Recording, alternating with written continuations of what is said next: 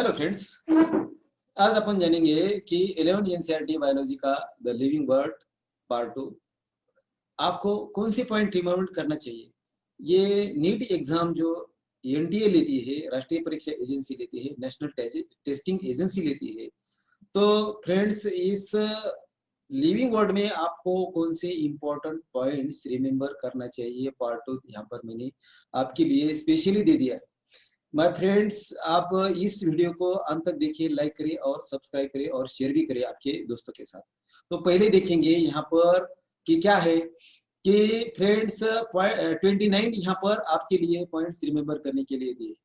तो पहला पॉइंट से ऑर्गेनिज्म। ऑर्गेनिज्म किसे कहा जाता है कि जितने भी माइक्रो ऑर्गेनिज्म होते हैं या बैक्टीरिया होते हैं, प्लांट्स होते हैं, एनिमल रियर, और उसे who possess life is living, उसे लाइफ रहता है, जीवन रहता है, उसे लिविंग कहा जाता है। और लाइफ किसे कहा जाता है एक्चुअली फ्रेंड्स? तो लाइफ ये कॉम्प्लेक्स ऑर्गेनाइजेशन होता है।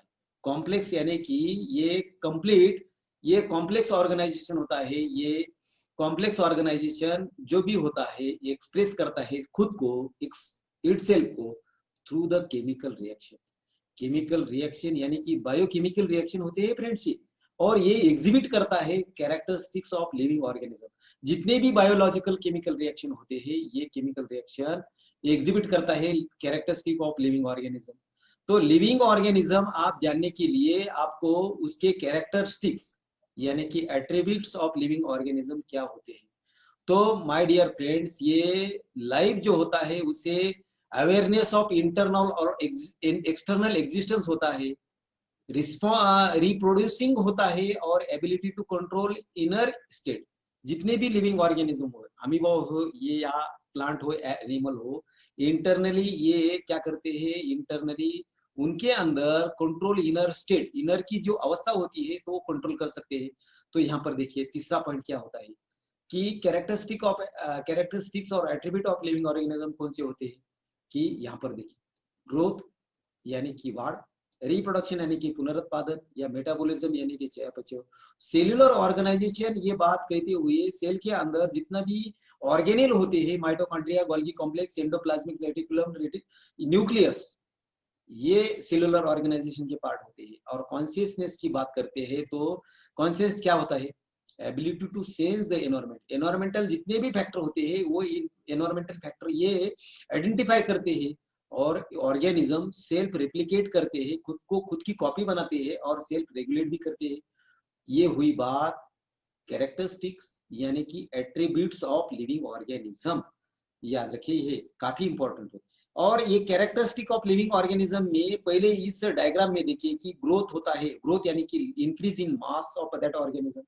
और ग्रोथ ये एक्सटर्नल भी होती है, इंटरनल भी ग्रोथ होती है। एक्सटर्नल ग्रोथ नॉन लिविंग में होती है, इंटरनल ग्रोथ लिविंग में होती है। रिप्रोडक्शन ये खुद के ऑफस्प्रिंग जो होते हैं, बाल बच्चे होते हैं, खुद की प्रोड्यूस कर सकते हैं।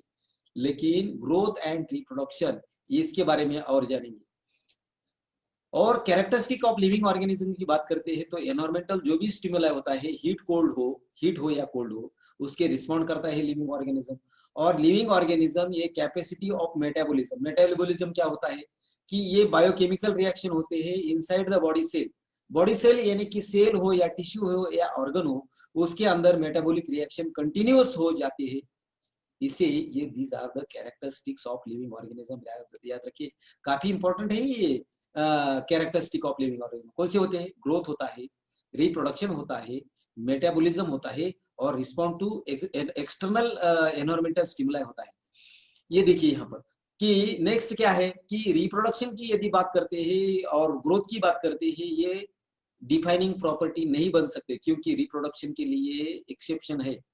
जैसे म्यूल्स हो या वर्कर्स बीज हो हनी बी के, ये रिप्रोड्यूस होते होते नहीं। और ग्रोथ की बात करते हैं तो ग्रोथ भी डिफाइनिंग प्रॉपर्टी होता, क्योंकि नॉन लिविंग ऑर्गेनिज्म यदि एक माउंटेन है और माउंटेन के ऊपर ये आइस फॉलिंग होता है तो ये एक्सटर्नल ग्रोथ होती है, यानी कि माउंटेन की लेंथ या माउंटेन का वेट इंक्रीज होता है। ये रिप्रोडक्शन और ग्रोथ ये आपने लिविंग प्रॉपर्टी होती ही भी है और नहीं भी होती। जब होती है तो रिप्रोडक्शन होता है, जब होती है तो ग्रोथ भी होता है। जब नहीं होती तो रिप्रोडक्शन इसके लिए एक्सेप्शन माने जाते हैं, ग्रोथ के लिए भी एक्सेप्शन माने ये एक्सेप्शन होते हैं। लेकिन फ्रेंड्स यहाँ पर देखिए मेटाबॉलिज्म यानी कि sum of all total chemical reaction which is found in the inside the cell, catabolism हो या एनाबोलिज्म हो, उससे मेटाबॉलिज्म कहा जाता है। सेलुलर ऑर्गेनाइजेशन की बात करते हैं फ्रेंड्स, तो वहां पर ये सेलुलर ऑर्गेनाइजेशन के काफी डिफरेंट ऑर्गेनेल होते हैं सेल के अंदर, mitochondria, Golgi complex, endoplasmic reticulum, nucleus, ये भी होता है, ये सेंट्रियोल भी होते हैं एनिमल सेल में। तो ये सेलुलर ऑर्गेनाइजेशन की बात होती है। और कॉन्शियसनेस होता है तो ये डिफाइनिंग प्रॉपर्टी होती है। फ्रेंड्स यहाँ पर देखिए कि आपको नीट में पूछा जाता है कि डिफाइनिंग प्रॉपर्टी और नॉन डिफाइनिंग प्रॉपर्टी कौन सी होती है, कि जिसे एक्सेप्शन होता है, रिप्रोडक्शन के लिए एक्सेप्शन है, ग्रोथ के लिए एक्सेप्शन है, लेकिन मेटाबॉलिज्म के लिए एक्सेप्शन नहीं होता, सेलुलर ऑर्गेनाइजेशन के लिए एक्सेप्शन नहीं होता, कॉन्शियसनेस के लिए एक्सेप्शन नहीं होता। ये तीनों डिफाइनिंग प्रॉपर्टी है, लेकिन रिप्रोडक्शन और ग्रोथ ये इनके लिए एक्सेप्शन होता है, ये नॉट डिफाइनिंग प्रॉपर्टी कहेंगे फ्रेंड्स। ये काफी इंपॉर्टेंट है आपके लिए, मैंने रखता है, ठीक है। नेक्स्ट देखिए फ्रेंड्स, तो लिविंग ऑर्गेनिज्म ये सेल्फ रिप्लिकेट करते हैं, खुद की कॉपी बनाते हैं, ये इवॉल्व भी होते हैं, कोर्स ऑफ इवोल्यूशन। इवोल्यूशन क्या होता है, ग्रेजुअल चेंज होता है फ्रेंड्स।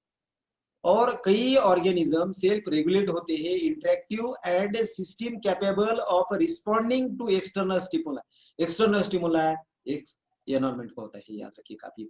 इस डायग्राम के बीच में आप देखते हैं फ्रेंड्स, देखिए कि सेल एग्रीगेट होती है तो टिश्यू बन जाता है, टिश्यू एग्रीगेट होती है तो ऑर्गन बन जाता है, और ये ऑर्गन एग्रीगेट होता है तो ऑर्गन सिस्टम बन जाती है और बाद में ऑर्गेनाइजेशन बनता है। इसे लेवल्स ऑफ सेलुलर ऑर्गेनाइजेशन कहते हैं फ्रेंड्स। ये बातें नॉट ओनली ह्यूमन के लिए होती है, लेकिन प्लांट के लिए भी होती है, ये काफी इंपॉर्टेंट है आपके लिए माय डियर फ्रेंड्स।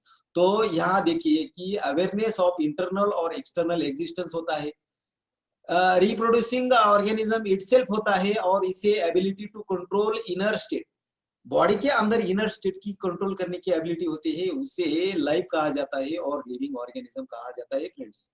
ये काफी इंपॉर्टेंट है। यहाँ पर देखिए नेक्स्ट क्या है कि बायोडाइवर्सिटी, बायो यानी कि लाइफ और डाइवर्सिटी यानी कि डिफरेंसेस।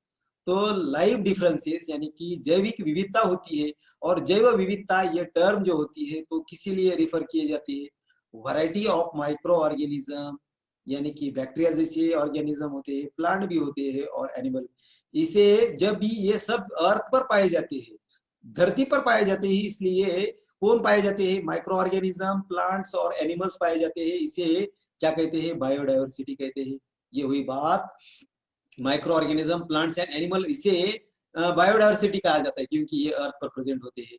और इस बायोडाइवर्सिटी को आपको क्लासिफाई करना पड़ेगा, क्यों कि पहले क्लासिफिकेशन ह्यूमन के यूज पर था, लेकिन अभी क्लासिफिकेशन अभी कितना यूज है ऑर्गेनिज्म का, प्लांट्स का हो या एनिमल्स का हो या माइक्रो ऑर्गेनिज्म का, उसके ऊपर क्लासिफिकेशन की नीड हुई है, जरूरत पड़ी है। और टू ऑर्गेनाइज, ये संगठित करने के लिए वास्ट नंबर ऑफ ऑर्गेनिज्म, ये माइक्रो ऑर्गेनिज्म कितने हैं अभी भी नहीं जान सकते, प्लांट्स कितने हैं अभी भी नहीं जान सकते, एनिमल कितने हैं ये भी नहीं जान सकते। तो इस जितने भी अभी आइडेंटिफाई होते हैं प्लांट्स, एनिमल्स और माइक्रो ऑर्गेनिज्म, उसे किस में बांटा जाता था, कैटेगरी में बांटा जाता है। और ये कैटेगरी कुड भी, इस कैटेगरी को नेम दिया जाता है, रिमेम्बर किया जाता है, स्टडी किया जाता है, और ये अंडरस्टूड भी किया जाता है। तो इसे इसलिए आपको क्लासिफिकेशन की जरूरत होती है। फ्रेंड्स देखिए नेक्स्ट स्लाइड में क्या दिया है कि टैक्सोनॉमी। टैक्सोनॉमी क्या होती है कि टैक्सोनॉमी ये स्टडी होती है, टैक्सोनॉमी में कई तत्व होते हैं या प्रिंसिपल्स होते हैं, कई ऐसी प्रोसीजर होती है, प्रक्रिया होती है, किसकी, कि उस ऑर्गेनिज्म को आइडेंटिफाई करना, जांच करना, उसे नाम देना, नोमेनक्लेचर करना, और बाद में क्लासिफाई करना, वर्गीकरण करना। और लिविंग ऑर्गेनिज्म तो क्या है यहाँ पर याद रखने की बात कि टैक्सोनॉमी एक स्टडी होती है, अभ्यास होता है, या प्रिंसिपल होता है, प्रोसीजर होती है, किसकी, आइडेंटिफिकेशन करने की, नोमेनक्लेचर करने की, और क्लासिफिकेशन करने की, किसको, लिविंग ऑर्गेनिज्म को। लिविंग ऑर्गेनिज्म कौन से होते हैं, प्लांट्स, एनिमल और माइक्रो ऑर्गेनिज्म होते हैं, उनका प्रिंसिपल, प्रोसीजर, आइडेंटिफिकेशन, नॉमेनक्लेचर और क्लासिफिकेशन किया जाता है, उसे टैक्सोनॉमी करता है कहते हैं। और ये टैक्सोनॉमी क्या होती है कि अभी तो ये बात कही है, डेफिनेशन कही है कि टैक्सोनॉमी ये आइडेंटिफिकेशन के लिए रिलेट होती है, नॉमेनक्लेचर के रिलेट होती है और क्लासिफिकेशन के लिए रिलेट होती है। और टैक्सोनॉमी की यदि बात करते हैं तो टैक्सोनॉमिक जो भी स्टडी होती है तो ये किस आधार पर होती है, कई रूल्स होते हैं, प्रिंसिपल होते हैं और ये क्लासिफिकेशन के उसके आधार पर टैक्सोनॉमिक स्टडी की जाती है फ्रेंड्स। ये काफी इंपॉर्टेंट बात कह रहा हूँ यहाँ पर, तो इसमें आपको कोई घबराने की जरूरत नहीं फ्रेंड्स। और दूसरा दिया है सिस्टमैटिक, ये सिस्टमैटिक सिस्टीमा नेचर ने, कार्ल लिनियस ने यूज किया है टर्म्स। और तो सिस्टमैटिक्स क्या होता है, तो फ्रेंड देखिए कि सिस्टमैटिक्स ये डील करता है क्लासिफिकेशन में। किसका क्लासिफिकेशन, ऑर्गेनिज्म का क्लासिफिकेशन किस आधार पर होता है, ये क्लासिफिकेशन इज बेस्ड ऑन किसके, लिविंग ऑर्गेनिज्म की कितनी विविधता होती है, डाइवर्सिटी होती है, और उसका लिविंग ऑर्गेनिज्म का रिलेशनशिप यानी कि संबंध उनके अंदर किससे होता है, उसे सिस्टमैटिक कहा करते हैं फ्रेंड्स। ये काफी इंपॉर्टेंट, ये महत्वपूर्ण बातें हैं आपके लिए। सिस्टमैटिक देखिए ये साइंस होता है किसका, आइडेंटिफिकेशन उसमें होता है, नॉमेनक्लेचर होता है, डिस्क्रिप्शन भी होता है, डिस्क्रिप्शन यानी कि वर्णन, और ये क्लासिफिकेशन यानी कि वर्गीकरण होता है। और सिस्टमैटिक किससे रिलेट होता है, ये यूनिक प्रॉपर्टी है, काफी इंपॉर्टेंट है। Systematic is the unique property at every level of classification, classification की लेवल आप जान सकते हैं कौन सी, division, class, order, family, genus और स्पीसीज होता है। 7 ऑब्लिगेट कैटेगरी होते हैं इसमें, याद रखिए यहाँ पर।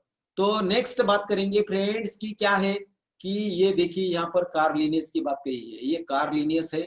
और कार्ल लिनियस ये टैक्सोनॉमिस्ट है, उन्होंने 2 प्रबंध लिखे हैं, 2 किताबें लिखी है। पहले किताब का नाम है स्पीसीज प्लांटरम और दूसरे का नाम है सिस्टीमा नेचर। इसके बारे में जानेंगे फ्रेंड्स।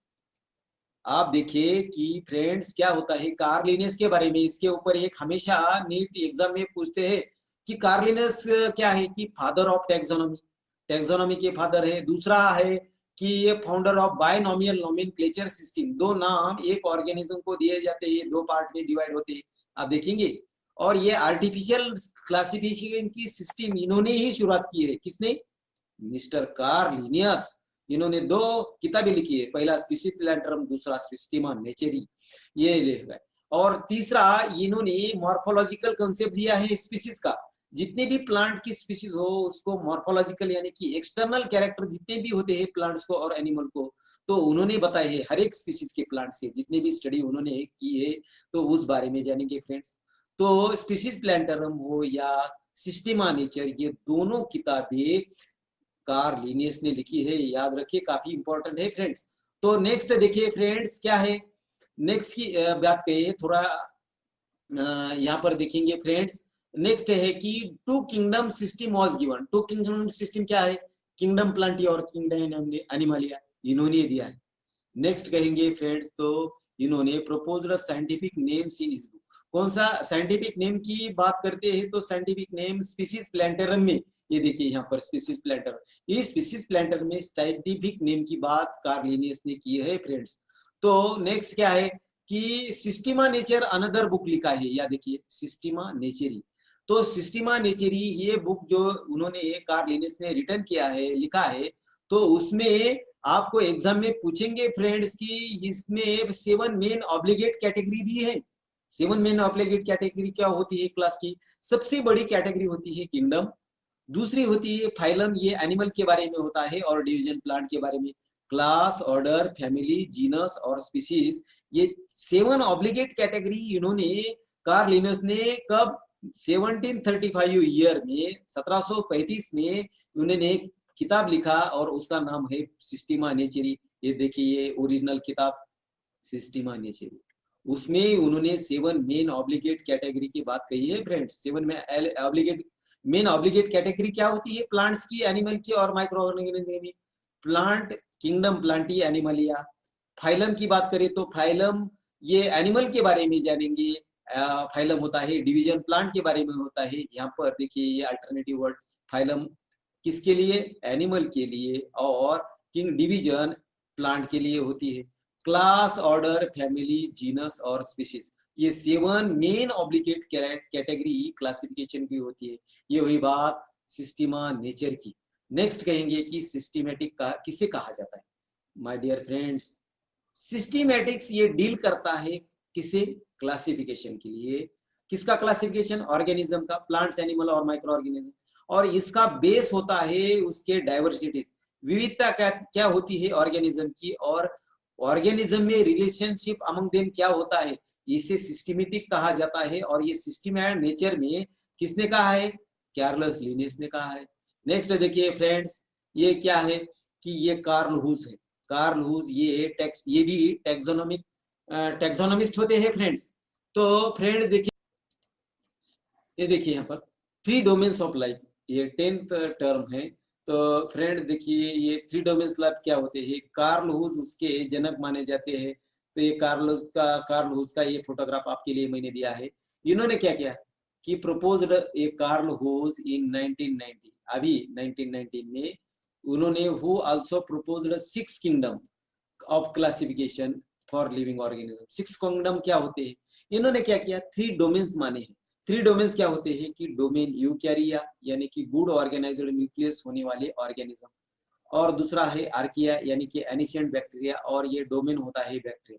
3 डोमेन माने हैं इन्होंने। 3 डोमेन में क्या आता है, पहले डोमेन बैक्टीरिया में बैक्टीरिया आता है, डोमेन आर्किया में एनिशियंट बैक्टीरिया यानी कि आर्की बैक्टीरिया आता है, और 3 डोमेन्स में डोमेन यूकैरिया में यहाँ पर देखिए कि प्रोटिस्टा और प्लांटी एक डोमेन में पाई जाती है। डोमेन ये 4 ऐसे क्या है कि 4 इसमें किंगडम पाए जाते हैं डोमेन यूकैरिया में। कौन से, kingdom protista, kingdom plantae, kingdom fungi और किंगडम एनिमल। टोटल 6 किंगडम की बात करते हैं किससे, 3 domains of life proposed Carl Woese in 1990, और इसे 6 किंगडम क्लासिफिकेशन कहा जाता है ऑर्गेनिज्म, लिविंग ऑर्गेनिज्म का। तो ये हुई बात हुस के बारे में, कार्ल हुस के बारे में। फ्रेंड्स नेक्स्ट देखेंगे कि ये काफी इंपॉर्टेंट है, ये पिक्चर दिख रहा है आपको अर्नेस्ट मेयर का। तो अर्नेस्ट मेयर ये भी काफी बड़े टैक्सोनॉमिस्ट थे, इन्होंने कंसेप्ट ऑफ स्पीसीज दिया है कि प्रजातियों का अवधारणा क्या होती है, ये इन्होंने इनके स्टडी में पाई है। कि फ्रेंड्स देखिए कि जितने भी मेंबर्स होते हैं लिविंग ऑर्गेनिज्म के, ये इंटरब्रीड होते हैं, यानी कि उस मेंबर 100% उनके अंदर इंटरब्रीड होते हैं देमसेल्फ में, और ये प्रोड्यूस करते हैं फर्टाइल ऑफस्प्रिंग, उनका बच्चा फर्टाइल ऑफस्प्रिंग होता है, और ये मेंबर्स को सेम स्पीसीज में बांटा जाता है। यदि मैंगो की स्पीसीज हो तो मैंगो ही पाएगा, बनाना की हो ये बना ही पाएगा, एलिफेंट की होगी ये ना एलिफेंट भी मिलेगा।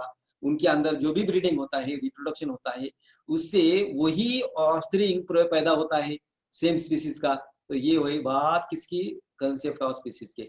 नेक्स्ट देखिए माय डियर फ्रेंड, ये कंसेप्ट ऑफ स्पीसीज जो भी होता है ये मॉडर्न कंसेप्ट माना जाता है बायोलॉजिकल स्पीसीज का, और ये प्रपोज किया है अर्नस्ट मेयर ने। तो ये देखिए आपके लिए अर्नस्ट मेयर काफी इंपॉर्टेंट है, ये इन्होंने बायोलॉजिकल स्पीसीज का कंसेप्ट दिया है, ये नीट में हमेशा पूछते हैं फ्रेंड्स। और नेक्स्ट देखिए कि इन अर्नस्ट मेयर जो ये टैक्सोनॉमिस्ट है, तो इन्होंने डार्विन ऑफ 20th सेंचुरी कहा जाता है। याद रखिए काफी इंपॉर्टेंट है, मायने रखता है कि आपको पूछता है कि डार्विन ऑफ 20th सेंचुरी ने, एनटीए पूछता है, नीट पूछता है 20th सेंचुरी के डार्विन कौन है, तो आपको लिखना पड़ेगा अर्नस्ट मेयर। ठीक है, ये हुई बात अर्नस्ट मेयर की। और लास्ट में क्या लिखा है नेक्स्ट में, तो ये टेक्सा, ये देखिए यहाँ पर ये काफी इंपॉर्टेंट है। ये देखिए क्लासिफिकेशन की इधर कॉन्क्रीट कैटेगरी दी है, kingdom, division, class, order, family, genus और स्पीशीज, ये कैटेगरी होती है। और ये होता है टेक्सॉन, टेक्सॉन वेरिएबल होता है, प्लांटी, स्पर्मेटोफाइटा, डाइकोटिलोडॉन, पराइटल्स, ब्रासिकेसी, रेफेनस और रेफेनस साइगोट। तो ये यहाँ पर देखिए टेक्सा क्या होता है कि हर एक कैटेगरी जो होती है, kingdom, division, class, order, family, genus whatever it be, ये एक अपने आप में यूनिट है क्लासिफिकेशन का, इसे टैक्सॉन भी कहा जाता है। किंगडम इज द टैक्सॉन, और जो भी ये टैक्सॉन होता है ये वेरिएबल होता है अपने आप में। तो यहाँ पर रखें। और टैक्सोनॉमिक कैटेगरी क्या होती है फ्रेंड्स, देखिए कि टैक्सोनॉमिक कैटेगरी हर एक रैंक, ये किंगडम भी रैंक है, डिवीजन भी रैंक है, क्लास भी है, ऑर्डर भी है, फैमिली भी है, जीनस भी है, स्पीसीज, ईच रैंक और ये कैटेगरी किसकी है, ये क्लासिफिकेशन की है, और उसे टैक्सोनॉमिक कैटेगरी कहा जाता है। टैक्सोनॉमिक कौन सी, kingdom, division, class, order, family, genus और स्पीसीज, इसे टैक्सोनॉमिक कैटेगरी कहा जाता है।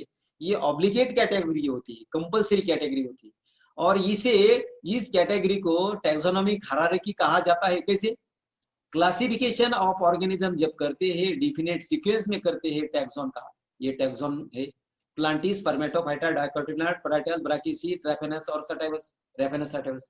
ये टैक्सॉन जो होते हैं इसे भी कैटेगरी कहते हैं, रैंक कहते हैं, कैसे डिसेंडिंग ऑर्डर से होती है। और टैक्सोनॉमी हायरार्की और दूसरा यदि आप डेफिनेशन करते हैं तो किसे कहा जाता है, एक स्पेसिफिक अरेंजमेंट होती है कैटेगरीज की, ये देखिए कैटेगरीज की स्पेसिफिक अरेंजमेंट सीक्वेंस में होती है, इसे टैक्सोनॉमिक हायरार्की कहा जाता है, अनुक्रम कहा जाता है। नेक्स्ट बात करते हैं कि ये process that are basic to taxonomy कौन सी होती है, कैसी प्रक्रिया होती है टैक्सोनॉमी की। काफी सिंपल है याद रखने के लिए कि पहले process that are basic to taxonomy को होते हैं, पहले कैरेक्टराइजेशन किया जाता है ऑर्गेनिज्म का, प्लांट, एनिमल, माइक्रो ऑर्गेनिज्म का, बाद में उसे आइडेंटिफाई किया जाता है, बाद में उसका क्लासिफिकेशन किया जाता है, और आखिरी में नॉमेनक्लेचर किया जाता है। इसे process that are basic to taxonomy, ये पूछा है नीट में, which is the following is the process that are basic to taxonomy, तो आपको लिखना पड़ेगा पहले सी यानी कि कैरेक्टराइजेशन, बाद में आई यानी कि आइडेंटिफिकेशन, बाद में CIC क्लासिफिकेशन, और एन यानी कि CICR, that is the process that are basic to taxonomy कहा करते हैं। काफी इंपॉर्टेंट है, ये मायने रखता है। नेक्स्ट देखिए फ्रेंड्स, बायनोमियल नोमेनक्लेचर। बाय यानी कि टू, नोमेन यानी कि नोमियल यानी कि नेम, और नोमेनक्लेचर यानी कि गिवन करना, उसे प्रदान करना। तो बायनोमियल नोमेनक्लेचर की सिस्टम में ये जो गिवन किया जाता है किसने दिया है, कार्लस लिनेस ने दिया है। और इस बायनोमियल नोमेनक्लेचर सिस्टम में ईच साइंटिफिक में, कौन सा भी साइंटिफिक नो, उसे दो कंपोनेंट्स होते हैं, दो घटक होते हैं। पहला घटक होता है, पहला कंपोनेंट होता है जेनेरिक नेम यानी कि जीनस, और दूसरा होता है स्पेसिफिक एपिथेट, उसे स्पीसीज कहे से। जीनस यानी कि जेनेरिक एपिथेट, और स्पीसीज यानी कि ये स्पेसिफिक एपिथेट कहा करते हैं। ठीक है, ये हुई बात किसकी किसकी होगी, बायनोमियल नोमेनक्लेचर। नेक्स्ट देखिए फ्रेंड्स, हाँ 16 पॉइंट क्या है कि ICBN international code for botanical nomenclature for giving scientific name to plants, ये प्लांट्स को नाम दिया जाता है। लेकिन अभी एक इंपॉर्टेंट बात यहाँ पर कह रहा हूँ आपके लिए कि अभी चेंज हुआ है, ICBN का नाम क्या हुआ है, international code for nomenclature algae fungi and plants. ये कब हुआ है, एक्चुअली है 2011 में हुआ है, लेकिन 2018 में इसका इम्प्लीमेंटेशन हुआ है। अभी क्या हुआ है कि international code of nomenclature for algae fungi and plants 2018, short form में क्या कहेंगे, ICNAFP, I for international, C for code, N for nomenclature, A for algae, F for fungi and P for plants होता है। ये हुई बात ICBN की। लेकिन फ्रेंड्स ICZN में कोई बदलाव नहीं हुआ है। इस international code of zoological nomenclature, ये giving scientific name to animals को दिया जाता है। और ये काफी इंपॉर्टेंट यहाँ पर एक मायने रखता है कि 17 पॉइंट क्या है कि rules for binomial nomenclature. Binomial nomenclature के कई रूल्स तय किए गए कि पहला रूल क्या है कि बायनोमियल नोमेनक्लेचर लैटिनाइज्ड नेम्स ये यूज किए जाते हैं लैटिन भाषा में। दूसरा रूल है कि पहला वर्ड जीनस होता है, और दूसरा वर्ड जो होता है बायनोमियल नोमेनक्लेचर में स्पीसीज नेम होता है या स्पेसिफिक एपिथेट होता है। तो पहले यहाँ पर देखिए कि मैंगीफेरा ये जीनस है और इंडिका स्पीशीज है, मैंगो के लिए ये बायनोमियल नोमेनक्लेचर है। और ऐसा भी रूल है कि जिस इन्वेंटर ने इसका इन्वेंशन किया है बायनोमियल नोमेनक्लेचर का, इसका भी नाम दिया जाता है। यहाँ पर एग्जांपल के तौर पर लिनेस ने मैंगीफेरा इंडिका कहा है, तो यहाँ पर शॉर्ट फॉर्म में लिन, LINN और बाद में डॉट दिया है, ये भी रूल है। और तीसरा रूल क्या है कि यदि बायनोमियल नोमेनक्लेचर प्रिंटेड करते हैं इटैलिक्स में, यदि प्रिंटेड होता है तो इटैलिक फॉर्म में होता है। ये देखिए ये इटैलिक फॉर्म मैंगीफेरा इंडिका, ये हुई बात मैंगीफेरा इंडिका की इटैलिक फॉर्म की। और यदि हाथ से लिखते हैं, हैंड रिटन होता है बायनोमियल नोमेनक्लेचर, तो अंडरलाइंड सेपरेटली किया जाता है। मैंगीफेरा को ये हाथ से लिखा है, मैंगीफेरा इंडिका हाथ से लिखा है, मैंगीफेरा भी अंडरलाइन किया है और इंडिका भी हाथ से इसे अंडरलाइन किया है। तो ये बात तीसरे रूल की। और चौथा रूल क्या होता है, बायनोमियल नोमेनक्लेचर सिस्टम में पहला वर्ड स्टार्ट होता है कैपिटल लेटर से। यहाँ पर देखिए मैंगीफेरा इंडिका M कैपिटल, मुस्का डोमेस्टिका, ये मक्खी होती है घर के, रेनी सीजन में ज्यादा आपको दिखने को मिलती है, तो मुस्का यम यानी कि कैपिटल है। और होमोसेपियन ह्यूमन का ये साइंटिफिक नेम है, तो एच कैपिटल है। और स्पीसीज का नाम लिखते हैं तो ये रिटर्न स्मॉल लेटर में होता है। मैंगी के फेरा इंडिका का स्मॉल लेटर आई है, इंडिका का ये स्पीसीज का नाम है। और डोमेस्टिका ये स्मॉल लेटर से लिखा है। होमोसेपियन में यस ये जेनेरिक नेम है, या जेनेरिक नेम एबीएस सेपियन स्मॉल लेटर में लिखा है। ये काफी इंपॉर्टेंट आपके लिए मायने लगता है ये रूल्स। और नेक्स्ट देखिए काफी 18 पॉइंट क्या है कि scientific names of some organism. NCERT के बुक्स में कई साइंटिफिक नेम दिए हैं, तो इसको आप याद रखिए कि काफी इंपॉर्टेंट होता है। पहले ह्यूमन का, मैन का साइंटिफिक नेम क्या है, होमो, और होमोसेपियंस, होमो जीनस है और सेपियन स्पीसीज है। तो यहाँ पर देखिए कि होमोसेपियन ये साइंटिफिक नेम याद रखिए। दूसरा है हाउस फ्लाई, मुस्का डोमेस्टिका, ये मुस्का डोमेस्टिका पिक्चर आपके लिए मैंने दिया है यहाँ पर। मैंगो का मैंगीफेरा इंडिका ये साइंटिफिक नेम है, तो मैंगीफेरा जीनस है, इंडिका स्पीसीज है। तो ये देखिए मैंगो का यहाँ पर। और लास्ट में दिया है कि ये व्हीट का, व्हीट आपको गेहूं कहते हैं इसे, इसका जीनस है ट्रिटिकम और स्पीसीज है एस्टिवम। तो ये गेहूं का पिक्चर यहाँ पर दिया है। ये भी पूछ सकते हैं आपको नीट में, एनटीए पूछ सकती है फ्रेंड्स। तो ये हुई बात scientific names of some organisms, जितने दिए हैं उसका आपको जिक्र करना पड़ेगा भाई। नेक्स्ट है 19 पॉइंट क्या है कि taxonomical aids are the tools for study of taxonomy. Taxonomy किसे कहते हैं कि फ्रेंड्स, टैक्सोनॉमी में प्रिंसिपल्स होते हैं, प्रोसीजर होती है किसकी, जितने भी ऑर्गेनिज्म होते हैं, प्लांट्स, एनिमल और माइक्रो ऑर्गेनिजम्स, उसका identification, nomenclature and classification all living organism का करते हैं। और उसके जो रूल्स और प्रोसीजर होती है, प्रिंसिपल और प्रोसीजर होती है आइडेंटिफिकेशन, नॉमेनक्लेचर और क्लासिफिकेशन की, उसे टैक्सोनॉमी कहते हैं। बार बार मैं कह रहा हूं यहाँ पर, ये टैक्सोनॉमिकल एड्स कौन से होते हैं, तो टैक्सोनॉमिकल एड्स हार्बेरियम होते हैं, बॉटनिकल गार्डन होता है, मैनुअल होते हैं, फ्लोरा होता है, की होती है, जूलॉजिकल पार्क होता है, म्यूजियम भी होता है। ये टैक्सोनॉमिकल टूल्स आपको काफी ये क्लासिफिकेशन की सिस्टम में महत्वपूर्ण जानकारी देते हैं। तो टैक्सोनॉमिकल एड्स की बात करते हैं कि पहला है म्यूजियम।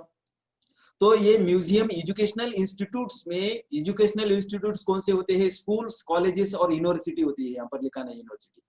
तो यहाँ पर वो वहाँ के टीचर्स या स्टूडेंट्स कलेक्ट करते हैं skeleton of animals, stuffed and preserved a specimen of organism for study and reference। तो हमेशा फील्ड वर्क नहीं कर सकते हर स्टूडेंट, तो म्यूजियम में स्केलेटन हो या कई स्पेसिमन बॉटल हो, तो उसमें अंदर स्पेसिमन बॉटल के अंदर ये फॉर्मेलिन कितना फॉर्मेलिन में ये रखते हैं। तो ये हुई बात ये म्यूजियम में, और ये स्पेसिमन प्रिजर्व करते हैं वहां पर। नेक्स्ट कहेंगे कि जूलॉजिकल पार्क, ये देखिए म्यूजियम की बात, ये देखिए डायनासोर का पिक्चर ये इस म्यूजियम में रखा है। ये स्केलेटन है डायनासोर के, कई डायनासोर के कई स्पेसिमन मिले हैं। ये उसे ये स्पेसिमन का डायनासोर का यहाँ पर स्केलेटन यहाँ पर देखिए क्या इंपॉर्टेंट है, ये म्यूजियम में रखा है। तो ये हुई बात डायनासोर की म्यूजियम में। तो ये skeleton of animals, not only dinosaur, another भी एनिमल होते हैं, स्टफ किया जाता है, प्रिजर्व किए जाते हैं स्पेसिमन ऑर्गेनिज्म के। तो ये म्यूजियम में होता है। और जूलॉजिकल पार्क क्या होते हैं, आपको जानकारी है कि ऐसा प्लेस वहां पर वाइल्ड एनिमल्स या जंगली प्राणी केप्ट किए जाते हैं, लिविंग होते हैं, और ये प्रोटेक्ट किए जाते हैं environment under the human care. Human उसकी जूलॉजिकल पार्क में एनिमल्स की केयर करता है, ये लिविंग होते हैं जूलॉजिकल पार्क। ये हुई बात है 21st ये पॉइंट्स की। और नेक्स्ट देखिए कि इसके एग्जांपल काफी महत्वपूर्ण है, आपको पूछेंगे कि भाई नीट में नेशनल जूलॉजिकल पार्क कहाँ है, तो दिल्ली में ओरिएंट होता है। तो ये हुई बात है जूलॉजिकल पार्क की।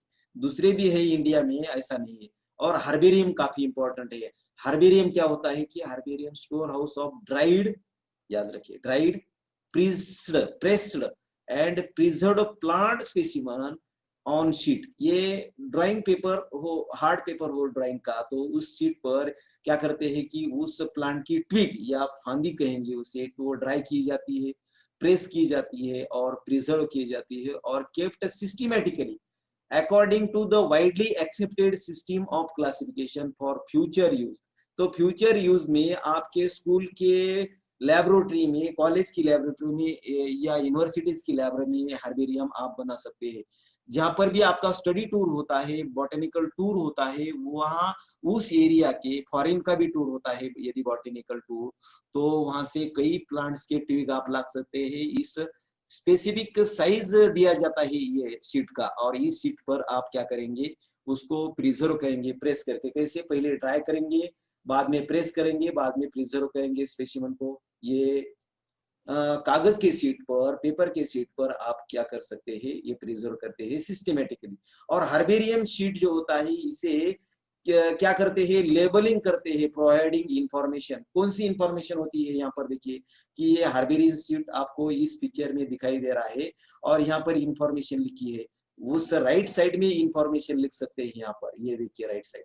Herbarium sheet also carry labelling और इंफॉर्मेशन अबाउट। क्या होता है हर्बेरियम शीट पर, हर्बेरियम शीट पर नंबर 1 क्या होती है, जिस डेट को ये कलेक्ट किया है उस डेट लिखेंगे, जिस प्लेस से ये कलेक्शन किया है उस प्लेस का नाम लिखेंगे इंग्लिश में, उस प्लांट को लोकल नेम में, लोकल नेम किसे जाना जाता है वो लोकल नेम भी लिखेंगे। और काफी याद रखिए कि बॉटेनिकल नेम भी लिखते हैं और उसकी फैमिली लिख सकते हैं। और यदि आपने कलेक्ट किया है उस प्लांट को, आपने उसने उस प्लांट को कलेक्ट किया है, तो आपका नाम भी लिख सकते हैं। ये बातें काफी मायने इंपॉर्टेंट रखती है। क्या क्या होता है याद रखिए, पहले डेट, दूसरा प्लेस, तीसरा collection, place of collection, English name लिख सकते हैं, लोकल नेम लिख सकते हैं, बॉटनिकल नेम लिख सकते हैं, फैमिली लिख सकते हैं, और आपका नाम यानी कि कलेक्टर का नाम लिख सकता है यहाँ पर। ये हार्बेरियम की हुई बात। हार्बेरिया जो होते हैं तो ये सर्व करते हैं कैसे, ये इंपॉर्टेंट है, आपको पूछेंगे कि quick referral system in taxonomical study कौन सी होती, तो आपको आंसर चाहिए हार्बेरिया। तो ये स्टोर हाउस होता है, ये देखिए ये हार्बेरिया की सीट क्या लिखे है यहाँ पर स्टोर किए हैं, और ये देखिए यहाँ पर ये हार्बेरिया ड्राई किए वाले हैं और ये सीट पर रखे वाले हैं। ये हुई बात हार्बेरिया की और हार्बेरियम की। ओके, नेक्स्ट देखेंगे फ्रेंड्स, ये बॉटनिकल गार्डन दूसरा टूल है, ये टैक्सोनॉमी का, collection of living plants for reference. Living plants होते हैं बॉटनिकल गार्डन में, लिविंग यानी कि जीवंत होते हैं, जीवित होते हैं। और ये देखिए कि रॉयल बॉटनिकल गार्डन, आपको एनसीईआरटी में जितना भी लिखा है उसके बारे में यहाँ पर चर्चा करते हैं। रॉयल बॉटनिकल गार्डन क्यों, ये शहर है, और ये शहर कहाँ पर है, इंग्लैंड में। तो रॉयल बॉटनिकल गार्डन कहाँ पर है आपको पूछेंगे, जनरल नॉलेज का है। नेशनल बॉटेनिकल रिसर्च इंस्टीट्यूट आपके इंडिया में लखनऊ में है, ये यूपी की ये कैपिटल है, राजधानी है। और तीसरा इंडियन बॉटनिकल गार्डन हावड़ा में है, ये कोलकाता में है, वेस्ट बंगाल में है, याद रखिए। और नेक्स्ट है ये टैक्सोनॉमी का स्कूल की। तो की में याद रखिए कि अच्छी तरह से सुन ले यहाँ पर कि ये की क्या होती है। की is used for identification of plants and animals on the basis of similarities. ये साधर में क्या होता है और डिसिमिलैरिटीज, इस पर ये की डिपेंड होती है, सिमिलैरिटी और डिसिमिलैरिटी। तो ये आपको इंपॉर्टेंट है कि की is used for identification of plant, plant की जानकारी आइडेंटिफाई करना, एनिमल की जानकारी आइडेंटिफाई करना किसके आधार पर होती है, ये काफी इंपॉर्टेंट है। सिमिलैरिटीज एंड डिसिमिलैरिटी, सिमिलैरिटी एक वर्ड होगा, डिसिमिलैरिटी का दूसरा वर्ड होगा, ये वही बात की। और कॉपलेट क्या होते हैं, कॉपलेट देखिए कि कॉपलेट भी इंपॉर्टेंट होता है। कॉपलेट में क्या होता है, टू अल्टरनेट कैरेक्टरिस्टिक्स के स्टेटमेंट होते हैं, दो वाक्य होते हैं अल्टरनेट, हाँ या नहीं।